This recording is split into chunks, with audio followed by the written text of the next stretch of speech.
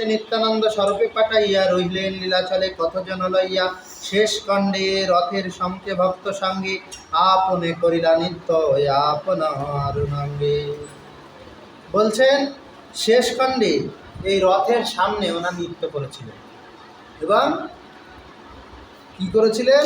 আপনে করিলা নৃত্য আপনার রঙে, মানে নিজের ভাবে নিজে নৃত্য করছে। শেষ খণ্ডে সেতু বন্ধে গেলা গৌর রায়, ঝাড়িখণ্ড দিয়া পুণ্য গেলা মথুরায়। শেষ খণ্ডে উনি সেতুবন্ধ, সেতুবন্ধ কোথায় বলেন তো? সেতুবন্ধ হলো ওই কেরালা কন্যাকুমারী, ওখানে রামচন্দ্র সেতুবন্ধন করেছে। হ্যাঁ, না না, সেতুবন্ধ মানে সেই রামের যুগে সেতুবন্ধন হয়েছিল না, রামেশ্বরম। রামেশ্বরম লঙ্কা, শ্রীলঙ্কা আর ভারতের সীমানা, ওইখানে সেতু এখনো আছে, জলের তলায় আছে। হ্যাঁ হ্যাঁ, ওই সেতুবন্ধ মানে উনি এটা বলছে দক্ষিণ দেশ ভ্রমণ করেছিল না, ওই দক্ষিণ দেশে যখন গেছিল সেতুবন্ধে গেছিল, তাই বলছেন। তারপরে বলছেন তারপরে কি করলেন উনি? ওখান থেকে যখন এলেন, আসার পরে ওই ঝাড়িখণ্ডের পথ দিয়ে, মানে ঝাড়খণ্ডের এই বনভূমির মধ্য দিয়ে বাঘ সিংহ সবাইকে নাচাতে নাচাতে উনি বৃন্দাবনে চলে গেলেন একজনকে সাথে।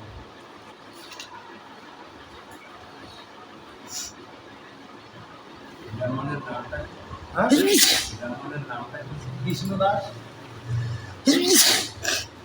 শেষ খণ্ডে রামানন্দ রায়ের উদ্ধার, শেষ খণ্ডে মথুরায় অনেক বিহার। রামানন্দ রায়ের সাথে সাক্ষাৎ হয়েছিল শেষ খণ্ডে, যখন উনি গেছিলেন, মানে গোদাবরীর তট থেকে যেতে হয়, এখান থেকে আপনার চিল্কারত মানে পুরীধাম থেকে, ওখান থেকে মহানদী পড়ে তার আগে, তারপরে যেতে যেতে বিশাখাপত্তনম হয়ে গোদাবরী আছে, গোদাবরী নদী। এই যেমন গঙ্গা নদী এর থেকে ছোট নদী হলেও ওখানে অনেক বড় সীমানা। তা ওই গোদাবরী নদীতে ওখানেই রামানন্দ রায়ের সাথে মিলন। তারপরে বলছেন তারপরে উনি মথুরায় গিয়েছিলেন, অনেক লীলা করেছিলেন, যেমন শ্যামকুণ্ড আর রাধাকুণ্ড, এটা আবিষ্কার ছিল না তখন, কেউ জানতো না, উনি আবিষ্কার করেছিলেন ওখানে। শেষ খণ্ডে শ্রী গৌর সুন্দর মহাশয়, দৌড়বীর খাসে প্রভু দিলা পরিচয়। দবির খাস, এই দবির খাস মানে সনাতন গোস্বামী, সনাতন গোস্বামী, এনাদের সাথে ওনার পরিচয় হলো ওই কি জায়গাটার নাম, রামকেলি গ্রাম। প্রভু চিনি দুই বাহের বন্ধ বিমোচন, শেষে নাম থুইলেন রূপ সনাতন। এই দুজনের বন্ধন মোচন করেছিল মহাপ্রভু। রামকেলি গ্রামে এক ভক্তগিরি আছেন বসে, সেই সময়ে সেই দেশের প্রধানমন্ত্রী অর্থমন্ত্রী তারা, মানে বাংলার তখন প্রধানমন্ত্রী অর্থমন্ত্রী হুজুর সাহেব ওনারা ছিলেন।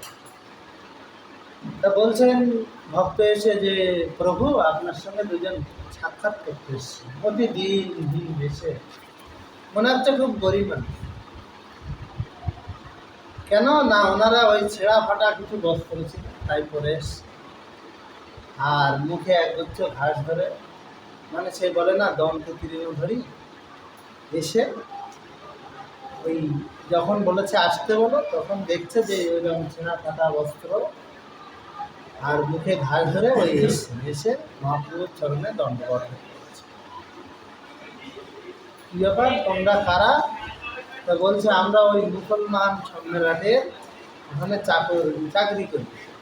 একজন হলেন প্রধানমন্ত্রী আর একজন অর্থমন্ত্রী, মানে 15 জন বাদ গেলে আর ওই রাজ্য চলবে না, এত বড় বড় পদে আছে, লক্ষ লক্ষ স্বর্ণ মুদ্রা তাদের ইনকাম, তাদের খাওয়ার লোক নেই, এত ইনকাম হলেও মহাপ্রভুর চরণে এসে পড়েছে, ওই রকম ধরি মানুষ।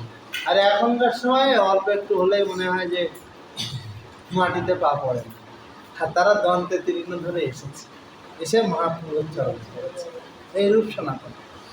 যখন ওনারা পড়েছেন তখন ওনাদের উঠতে বলেছেন, ওই সময় উনি বারণ করেন যে এখানে একটু মানে লীলা একটু আগে পিছিয়ে করে দেওয়া আছে, কারণ যখন উনি দক্ষিণ দেশে গেছে সেতু বন্ধ দেখার আগে রামানন্দ উদ্ধার, এরকম একটু লীলা আগে পিছে আছে। তারপরে বলছেন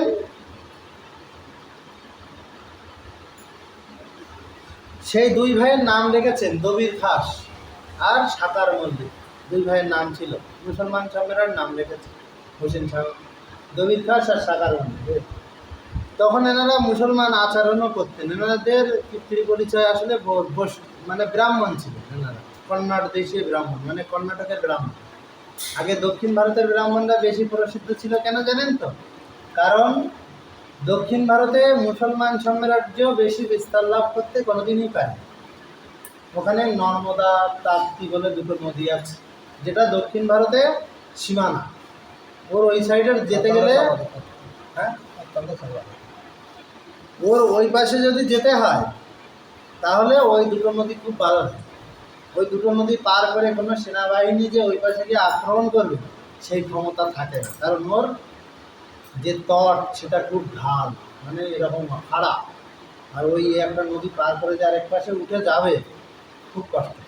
যে কারণে কোনোদিন দক্ষিণ ভারতে মুসলমান সাম্রাজ্য বিশাল বিস্তার লাভ কিছু করতে পারে না, অল্প স্বল্প করেছে কখনো কখনো। আর ওইখানে ব্রাহ্মণদের সংখ্যা যেমন এখন যদি সনাতন ধর্মের বৈভব দেখতে চান, মন্দির দেখতে চান, তাহলে দক্ষিণ ভারতে যাবেন, দেখবেন একটা একটা মন্দিরের কি অবস্থা। এখানে তো মন্দির মনে হবে ছোট ছোট মন্দির, বাচ্চা বাচ্চা মন্দির, ওখানে এত বড় বড় মন্দির আছে। হ্যাঁ হ্যাঁ, দক্ষিণ ভারত ওই কন্যাকুমারীর ওখানেই সেতু বন্ধ। তা ওখানে একটা বলছে একটা মন্দির আছে পদ্মনাভ স্বামী মন্দির, মানে নারায়ণের নামে সমর্পিত। সেই মন্দিরে শুধু নারায়ণটার দেহে কত হাজার না কতগুলো মণি আছে, হিরে, শুধু নারায়ণের দেহে। তাও শুধু হিরে না, সে এক একটা বিভিন্ন মূল্যবান তার দেহে। সেই নারায়ণের মূর্তিটা আপনি শুধু ফটোয় দর্শন করবেন, তাই দেখে চোখ ঝলসাবে যে এটা কি দেখছে। আর ওই মন্দিরে 7টা দোয়ার আছে, একটা খুলতে পারিনি এখন, 6খানা খুলেছিল। তা ভারতের এত সোনা পেয়েছিল ভারত সরকার, তার ঠিক নেই। আর ইংরেজরা তো প্রচুর লুটপাট করে নিয়ে বেরিয়ে গেছে জগন্নাথ মন্দির, যত যত বড় বড় মন্দিরের জিনিসপত্র। ওই জন্য ওরা অত ধনী, আস্তে আস্তে গরিব হয়ে যাচ্ছে। কারণ ইনকাম না থাকলে গরিব হয়ে যায় না। ওদের ইনকাম হলো লুট, লুট করবে কোথায়, এখন জায়গা নেই। তারপরে বলছেন যে শেষ খণ্ডে গৌরচন্দ্র গেলা বারাণসী, না পাইলা দেখা যেত নিন্দুক সন্ন্যাসী। বলছেন শেষ খণ্ডে গৌরচন্দ্র গেলেন বারাণসী ধামে গেছিলেন, গয়া বারাণসী। এবারে বারাণসী ওখানে গিয়ে অনেক নিন্দুক সন্ন্যাসী বিভিন্ন রকম ছিল, কারণ সবাই তো মহাপ্রভুর এই ধারায় তখন কেউ ছিল না। তখন শঙ্করাচার্যের সন্ন্যাস ধারায় সবাই চলত। আর মহাপ্রভু ওই ধারায় থাকলেও ওনার যে এই যুগল উপাসক ধারা, এটা আলাদা ছিল, ভিন্ন ছিল। শেষ খণ্ডে পুনঃলীলা চলে আগমন, অহর্নিশি করিলেন হরি সংকীর্তন। আবার উনি লীলা চলে এসছেন, এসে হরিনাম সংকীর্তন চালু করেছেন। শেষ খণ্ডে নিত্যানন্দের কতক দিবসে, করিলেন পৃথিবী পর্যটন রসে। অনন্ত চরিত্র কেহ বুঝিতে না পারে, চরণের নূপুর সর্ব মথুরা বিহরে। শেষ খণ্ডে নিত্যানন্দ পানিহাটি গ্রামে, চৈতন্যের আজ্ঞায় ভক্তি করিলেন দানে। পানিহাটি আমরা প্রত্যেকবারই যাই বলতে গেলে, সোদপুর পানিহাটি। এই যে রাঘবের ঝালি দণ্ড মহোৎসব, চীনাদধির মহোৎসব নামে বিখ্যাত, ওই পানিহাটি গ্রামে রঘুনাথ দাস গোস্বামীকে কৃপা করেছে। আর এই একজনই ছিল মহাপ্রভু বিশেষ ষড়গোস্বামীর মধ্যে একজনই আছেন যিনি ব্রাহ্মণ নন, তিনি হলেন রঘুনাথ দাস গোস্বামী।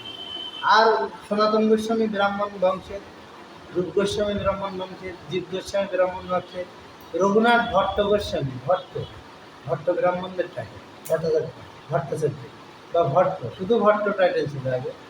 এবারে বল্লভ ভট্ট, এরকম অনেক ভট্ট ছিল। যেমন গোপাল ভট্ট গোস্বামী, ওনাদের ভট্ট ছিল শুধু টাইটেল। এবার গোস্বামী মানে হলো সব ইন্দ্রিয়কে ওনারা নিয়ন্ত্রণে রাখে, তাই তাদের বলা হয় গোস্বামী।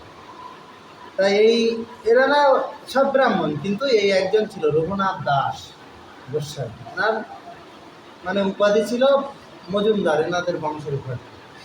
তাই ইনি একজন আছেন, ইনাকে কৃপা করেছিলেন নিত্যানন্দ প্রভু পানিহাটি।